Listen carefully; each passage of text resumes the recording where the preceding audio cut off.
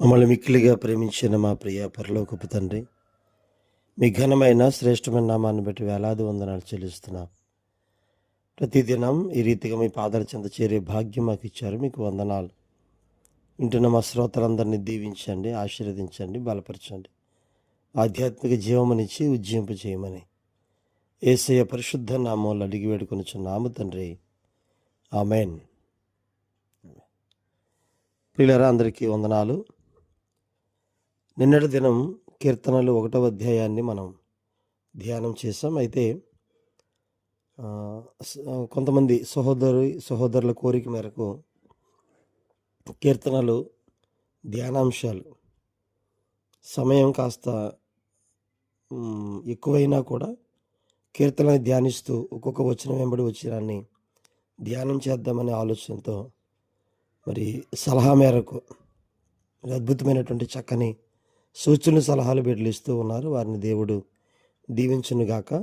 So వారిని బట్టి ఇంకా మనం లోతైనటువంటి ధ్యానాంశాల్లోకి వెళదాం. కీర్తనలు ధ్యానాంశాలు ఈరోజు నుండి, నిన్న మనం చూసాం, ఈరోజు నుండి కొద్దిగా కీర్తనల ధ్యానాంశాలు, రచయితలు, అలాగే వాటి కాలాన్ని తెలుసుకొని మనం వచనం వెంబడి వచనాన్ని ధ్యానం చేద్దాం. కీర్తనలు 150 కీర్తనలు ఉన్నాయి మనకి. ఈ 150 కీర్తనల్లో దావీదు 73 రాశారండి. ఆసాపు 12 కీర్తనలు రాశారు. కోరహు కుమారులు హేమానుతో కలిపితే 10 కీర్తనలు రాశారు. సొలొమోను 2 కీర్తనలు రాశాడు. 72వ కీర్తన, 127వ కీర్తన సొలొమోను 2 కీర్తనలు రాశారు. యజ్రాహీయుడైన యాతాను 1 కీర్తన రాశారు, 89వ కీర్తన. మోషే 90వ కీర్తన రాశారు. ఇది ప్రాచీనమైన కీర్తనగా మనం చూడవచ్చు. అలాగే యజ్రాహీయుడైన హేమాను 1 కీర్తన రాశారు, 88వ కీర్తన. రచయితలు ఎవరో తెలియని కీర్తనలు 51 కీర్తనలు ఉన్నాయి. ఇలా మొత్తం 150 కీర్తనలు సరిపోతాయి మనకి. ఇందులో 51 కీర్తనలు రచయితలు తెలియని కీర్తనల్లో మనకి 2వ కీర్తన, 95వ కీర్తన దావీదు అని క్రొత్త నిబంధన ప్రకారం మనకు తెలుస్తుంది. అపోస్తల కార్యాలు 4:25 బట్టి, హెబ్రీ పత్రిక 4:7 బట్టి 2వ కీర్తన, అలాగే 95వ కీర్తన కూడా దావీదు రాశాడని చెప్పచ్చు. అంటే 75 కీర్తనలు దావీదు రాశారు. 49 కీర్తనలు ఎవరు రాశారో తెలీదు. అయితే ఈ 49 కీర్తనల్లో యూదా పారంపర్య నమ్మకంగాన్ని బట్టి చూస్తే హిజ్కియా 10 కీర్తనలు రాసినట్టుగా చెబుతూ ఉంటారు. అలాగే ఎజ్రా రాసినటువంటి కీర్తనలు 119వ కీర్తనతో కలిపి ఎజ్రా మొత్తం 10 కీర్తనలు రాసినట్టుగా ఈ 49 కీర్తనల్లో రచయితలు ఎవరు తెలియని కీర్తనలో నుండి ఒక 20 కీర్తనలు అలాగే మనం చూడొచ్చండి. అలాగే ఈ కీర్తనలు రచించిన కాలం మోషే కాలం నుండి ఎజ్రా, నెహెమ్యాలు బాధ్యతగా వారు ముందుండి నడిపించిన చెరనివాస కాలం తరువాత వరకు ఈ కీర్తనలు రాయబడ్డాయి. అంటే అన్ని కాలాల్లో రాయబడిన వాటిని 150 కీర్తనలుగా ఇక్కడ చేకూర్చారు. అంటే క్రీస్తు పూర్వం 1410 నుండి క్రీస్తు పూర్వం 430 వరకు జరిగినటువంటి అన్ని కాలాల్లో, ఈ మధ్య కాలాల్లో జరిగిన కీర్తనలన్నింటినీ కలిపి ఇక ఒక పుస్తకంగా ఇక్కడ సమకూర్చారు.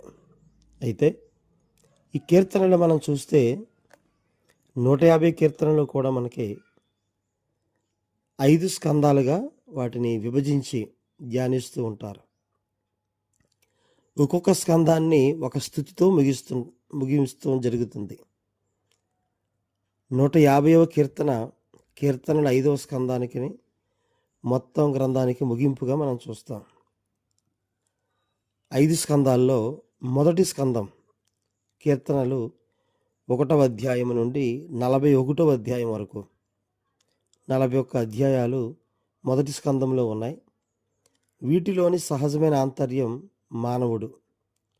మానవుని యొక్క యథార్థమైన స్థితి, ఆశీర్వాదపు స్థితి, అతని పతనము, అతని విమోచనం అని వాటి గురించి ఈ మొదటి స్కందంలో మనం చూడొచ్చండి.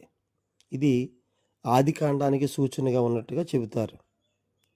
అలాగే రెండవ స్కందం, ద్వితీయ స్కందం, కీర్తనలు 42వ అధ్యాయం నుండి 72వ అధ్యాయం వరకు, అంటే సుమారుగా 31 కీర్తనలు ఈ రెండవ స్కందములో ఉన్నాయి. ఇజ్రాయేలు ప్రజలే దీని సారాంశం. 42 నుండి 49 వరకు ఉన్న పాటలు వారి పతనాన్ని గురించి, అలాగే 50 నుండి 60 వరకు ఉన్న పాటలు వారి విమోచనాన్ని గురించి, అలాగే 61 నుంచి 72 వరకు వారికి లభించిన ఉన్న విమోచనాన్ని గురించి తెలియజేస్తున్నాయి. అంటే 42 నుంచి 72 వరకు ఉన్నటువంటి 31 కీర్తనల్లో ఇలా మూడేసి భాగాలుగా మనం ధ్యానించవచ్చు. ఇక మూడవ స్కందాన్ని చూస్తే 73 నుండి 89 వరకు అండి, అంటే సుమారుగా 17 కీర్తనలు. ఈ 17 కీర్తనలో మూడవ స్కందములో దేవాలయము అనగా పరిశుద్ధ ఆలయం అని దీని సారాంశం. సైన్యములకు అధిపతియగు యెహోవా, నీ నివాసములు ఎంత రమ్యములు అని ప్రారంభమయ్యేటువంటి 84వ కీర్తనను చూడవచ్చు. రెండవ స్కందం నిర్గమకాండానికి సూచనగా ఉంటే, ఈ మూడవ స్కందం లేవీ కాండానికి సూచనగా ఉన్నట్టుగా మనం చూడొచ్చండి.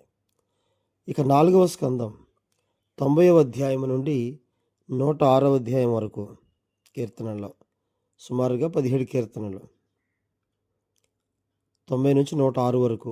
ఇవి భూమిని గురించి, అలాగే దానికి లభించవలసిన విస్తారమైన ఆశీర్వాదాల గురించినటువంటి కీర్తనలుగా మనం 4వ స్కందాన్ని చూడవచ్చు. ఇది సంఖ్యాకాండానికి సూచనగా మనం చూస్తాం. ఇక 5వ స్కందము 107వ అధ్యాయం నుండి 150 వరకు ఉన్న 44 అధ్యాయాలు 5వ స్కందముగా చెబుతారు.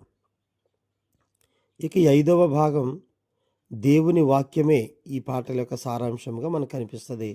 5వ స్కందం దేవుడు తన వాక్యమును పంపి స్వస్థపరచుట గురించి 107వ కీర్తన చెప్పబడింది.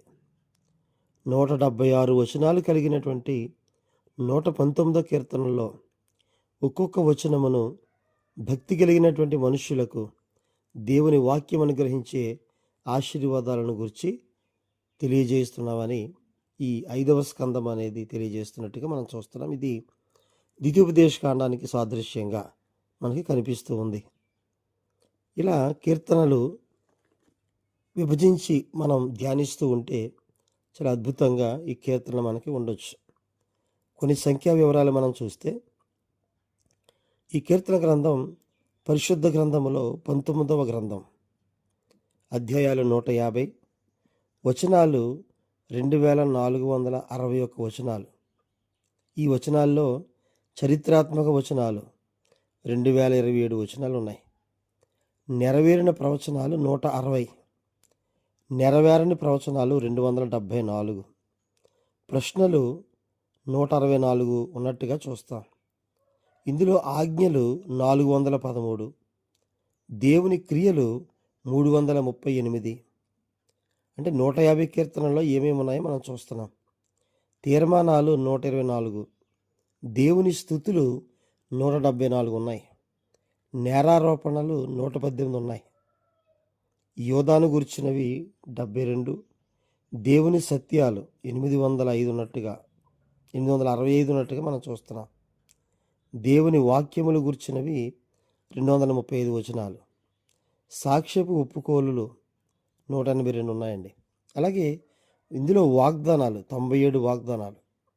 ఇంకా అద్భుతమైన విషయం ఏంటంటే, మెస్సియాను గూర్చినటువంటివి 128 వచనాలు ఉన్నాయి. ఆశీర్వాదాలు 281 వచనాలు. కీర్తనాకారులను గురించి రాసినవి 190, న్యాయమైన కీర్తనలు 78, దుష్టక్రియలు 101 వచనాలు, పాపముల గురించి 233 వచనాలు, విజ్ఞాపనల గురించి 582 వచనాలు, విజ్ఞాపన హేతువులు అంటే కారణాల గురించి 187. ఇలా చెప్పుకుంటూ వెళ్తే కీర్తనల్లో మనం ఎన్నో అద్భుతమైనటువంటి విషయాలు మనం చూడొచ్చండి. కాబట్టి ఈ రీతిగా కీర్తనలు మనం ధ్యానం చేస్తూ వెళితే అద్భుతమైన ఆశీర్వాదాలు మనం పొందుకుంటాం. ఈరోజు చరిత్ర చెప్పాం కనుక చరిత్రతో పాటుగానే మరి ఈ విషయాలన్నీ మనం నేర్చుకుందాం. ఒక్కొక్క వచనాన్ని లేదా కొన్ని వచనాలు రేపటి నుండి వరుసగా మనం కీర్తన భాగ ధ్యానాంశాల్లో మనం ధ్యానం చేస్తూ ఉందాం. కీర్తనలు చాలా అద్భుతమైనటువంటి కీర్తనలు. ప్రభు చిత్తమైతే వరుసగా మనం కీర్తనల్ని ధ్యానం చేద్దాం. మరి చక్కగా దేవుని వాక్యాన్ని రాసుకోవడానికి ఇష్టపడండి. చక్కగా ఇవన్నీ కూడా నోట్ చేసుకొని ధ్యానించండి. దేవుడు తన మాటలు దీవించునుగాక. ఆమేన్.